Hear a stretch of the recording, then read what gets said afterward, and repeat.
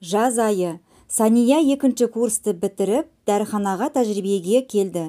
Келгеннен аяқ-қолы жылдам, ақкөңіл Сания пысықтығымен жетекші Балжан апайдың көзіне түсті. Балжан Саниядан «Жасың нешеде, жігітің бар ма, тұрмысқа шығуға дайынсың ба?» деп көп сұрақтың астына алатын болды. Ол уақытта Санияның ойында оқудан басқа ештеңе жоқ еді. Жоқ, мен әлі жаспын, мен әлі оқуымды бітіріп, жұмыс жасауым керек дейтін.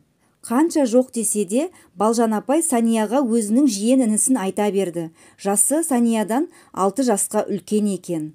Бірақ Сания, мен қазір тұрмысқа шығуға дайын емеспін, әлі жаспын, оқуымды аяқтауым керек, өзі де үлкен жігіт екен, үйленетін болса өзіне лайықтысын тапсын, мен таныспаймын деп қарсылық білдіріп жүрді. Бірақ онымен тоқтаған Балжан апай жоқ. Ермекке Санияның номерін беріп, ақыры таныстырып жіберді. Басында сымтетік арқылы хабарласып жүрген Ермек Санияны сыртынан бір көріп кетпекші болды. Жұмысына іздеп келіп, сыртынан бақылап отырды. Кешкісін жұмыстан шыққан Санияны көргенде қыздың бар болмысын ұнатып қалды. Содан бері күнде хабарласып жүретін болды. Бір күні Санияны жұмысына іздеп келді. Кешке дейін күтіп отырып үйіне шығарып салды. Ермек өте салмақты, сымбатты жігіт екен. Сол күні машинеде отырып кішкене сөйлесті. Оның сөйлеген сөзі барлығы салмақты түрде еді. Сол кездегі Ермектің көз қарасы ерекше еді. Саниядан еш көзін ала алмай қарап отырды. Нағыз махаббатқа толы көздер, керемет қой шіркін. Міне содан бері күнде кешкісін Санияны күтіп алып, жұмысынан шығарып салып жүретін. Әлі сол махаббат көздерін еш бұрмай қарап отыратын. Осы махаббатты сезді ме, Санияның да оған деген ғашықтық сезімі ояна берді. Күнде бір-бірін көрмесе тұра алмастай болды. Үйіне шығарып салып, артынан қайта хабарласып, екеуі көз ұйқыға кеткенше сөйлесетін еді. Осылай жүргендерінде бір ай болды. Енді Ермек үйлену жөнінде айта бастады. Ертерек Санияны жар еткісі келіп, бақытты өмір сүргісі келді. Алайда Сания әлі ерте, үйдегі ата-анам рұқсат етпейді, оқуымды аяқтап алайын дейтін. Ермек онысына да көніп, жарайды деп тағы жүрді. Бірақ арасында қайта-қайта үйлену туралы сөз қозғап қоятын. Өйткені сол уақытта Ермектің әкесінің жүрегі ауырып жүрген болатын. Ертерек келін әкелсең, сенің жарыңды көріп кетсем деген сөзі көп айтатын болды. Соңғы уақытта Ермектің әкесінің ауруы үдеп, күнде ұлына ескертумен болды. Әкесінің сөзін екетпейтін Ермек Саниямен қайтадан үйлену туралы сөз қозғады. Ол уақытта Санияның тәжірибе уақыты біткен кезі. Барлығын айтып, әкесінің ауырғанын, ертерек үйлену керек екенін түсіндіріп айтады. Алып қаш десең оны айт, болмаса ертерек сырға салып, құда түсіп алып кетейін. Ата-анаңа айтып, ақылдасып, бір шешімін айтарсың деді. Үйіне келген Сания анасымен отырып, Ермекті жақсы көретінін және тұрмыс құрғысы келетінін айтты. Оның үстіне Ермектің әкесінің жағдайын айтып, рұқсатын сұрады. Анасы қызына қарсы келмеді. Егер ұнатсаң, мен қарсы емеспін. Тек әкеңмен ағаңа айтып көрейін деді. Сол күні анасы барлық жағдайды Санияның әкесі мен ағасына түсіндірді. Әкесі, жарайды, егер өзің қаласаң рұқсат етеміз деп ұзататынын айтты. Алайда әкесі келіскенімен ағасы ашуланып шықты. Ерте шығып қайтеді, тұрмысқа шықпайды, әлі жас, оқуын оқып бітіріп алсын, сосын ұзатамыз деп айтқаннан қайтпады. Сания ағасының көңілін қалдырғысы келмеді. Мүмкін ағамның айтқаны дұрыс шығар, әлі жаспын, оқуымды бітіріп алайын, сосын шығармын деп те ойлады. Жауабын тағатсыздана күтіп жүрген Ермекке хабарласып, ағасының қарсы екенін айтты. Мен әлі тұрмыс құруға дайын емеспін. Жаспын, оқуым керек. Күтетін болсаң, оқу бітіргенше күтесің дейді. Ермектің қанша бақытты етемін, маған тұрмысқа шыққаныңа өкінбейсің, алақанымда аялап өтемін деп қанша айтқанымен Сания айтқан сөзінен қайтпады. Егер мені күте алмасаң, ара қатынасымызды үземін. Дәл қазір қанша айтсаң да тұрмысқа шықпаймын.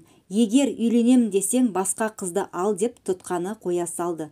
Нөмірінің барлығын бұғаттап тастады. Сол күннің ертесіне ойламаған жерден Сания туыстарымен тауға шығып кетті. Сонда қыдырып, арты туған күнге ұласып кетті.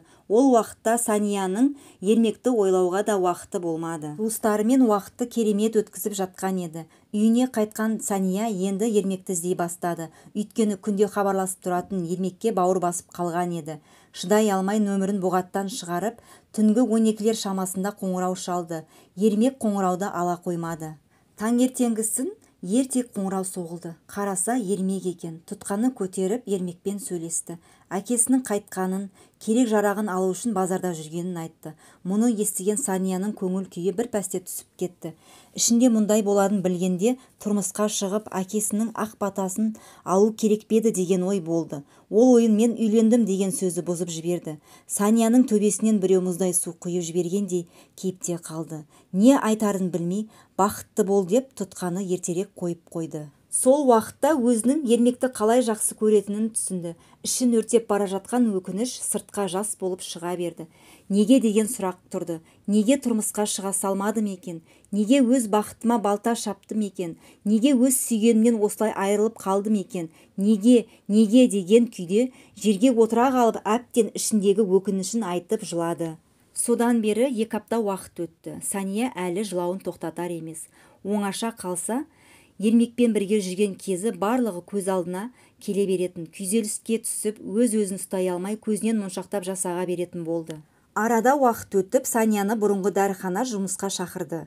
Барлық күйзелісті жұмыс істеп ұмытармын деген Сания келісімін берді. Жұмысқа шыққаннан Балжан апайы Ермектің қалай үйленгенін барлығын айтып берді. Әкесі қатты нашарлап жатқан соңғы тілегі келінді көру болды. Келіннің қолынан шай ішіп, армансыз кеткісі келді. Ермек әкесінің сөзін екетпей, соңғы арман тілегін орындағысы келіп, жарайды, үйленемін, келіннің қолынан шай ішесіз, уайымдамаңыз әке деп, уәде беріп, сенің үйіңе қарай шығып кетті. Үй жағында неше уақыт күткені белгісіз, сенімен хабарласа алмаған соң, амал жоқ кері қайтты. Өз әкесіне уәде беріп кеткен. Қалай да болса, бүгін келін апару керек. Берген уәдесін орындау үшін көп қыздың біреуін апара салды. Ермек келін апарған соң әкесі 2 күннен кейін қайтты дейді. Мұны естіген Сания тағы да қиналды. Әлі де ішін өртеп бара жатқан өкініш. Бірақ болар іс болды, бояуы сіңді, қолдан келер ештеңе жоқ. Бақыт тілегеннен басқа ештеңе айтпады. Өзінің өкінішін Балжан апайға білдіртпеді. Уақыт өте берді. Сания өзін жұмыспен алдап жүрді. Бірақ онысын қайта соғылған қоңырау бұзды. Соңғы уақытта жасырын нөмір күнде хабарласатын болды. Тұтқаны көтеріп, алло деп жатқанымен ешкім үндемейді. Бірақ жүрегі сезіп тұр, Ермек екені. Осы жағдай күнде қайталанатын болды. Бір күні енді жұмыстан келгені сол, тағы да жасырын нөмір хабарласты. Тұтқаны көтерген Сания, Ермек, сенбісің? дейді. Расында жүрегі алдамапты. Ермек екен, жағдайын білмек болып хабарласқан екен. Жақсысың ба, денсаулығың қалай дейді. Ең болмағанда дауысыңды естігім келді. Үйлендім, бірақ келіншегімді ұнатпаймын. Әлі де сені ұмыта алар емеспін. Тек сені сүйемін. Әттең сол кезде маған тұрмысқа шыққаныңда осының бірі де болмас еді. Екеуміз екі жақта жүрмес едік, бақытты болар едік деп жан сырын ақтарды. Шыдай алмаған Сания одан ары сөзін тыңдап тұра алмайтынын білді. Көзінен мөлдіреп жас шыға бергені. Болды, енді хабарласпа, мүмкін бұйрық болмаған шығар. Енді отбасылы адамсың, отбасыңды, келіншегіңді ойла деп тұтқаны тастай салды. Отыра қалып қайта жылады. Көз алдында Ермектің еркелеткені, шынайы махаббат көздерімен қарағаны, артық қылық жасамай тек көзіне қарап отырып Санияны тыңдап отыратыны бәрі көз алдына келе берді. Өзінің сол кезде нағыз махаббатынан айырылғанын сезді. Бәрі кеш, бәрі бітті. Міне содан бері 1 жыл өтті. Сания Ермектен кейін ешкіммен сөйлеспеді. Әлі де өкінішпен өмір сүріп жатыр. Ешкімді тыңдамай, неге қолынан ұстап кете бермедім екен деген ой мазалап жүр. Ал Ермекке келсек, Балжан апайдан естуі бойынша Ермектің тойы дүркіреп өтіпті. Келіншегі жүкті болыпты, жақында босанып алыпты. Осымен кейіпкердің оқырмандарға айтары, жақсы көріп тұрып сол адамға сеніп, бақытты ететініне көз жеткізсеңіздер, өз бақыттарыңызды байламаңыздар, сүйген адамыңызбен қол ұстасып кете беріңіздер деп отыр. Кейіпкердің өкініші осы. Я, бұл өмір, тағдыр, мүмкін пешенесіне жазғаны осы шығар дейміз. Алайда барлық адам бақыты үшін өзі ғана жауапты. Әйтсе де адамның бұл өмірде бақытты болуы өз қолында. Қамшының сабағындай берілген мына қысқа өмірде бақытты болайық, құрметті менің оқырмандарым. Назарларыңызға рахмет. Егер де менің арнама тіркелмеген болсаңыздар, міндетті түрде тіркеліп, лайк басып, комментарий бөліміне бақыт, өкініш туралы өз пікірлеріңізді жаза отырыңыздар. Бақытты, бай болайық, сау болыңыздар.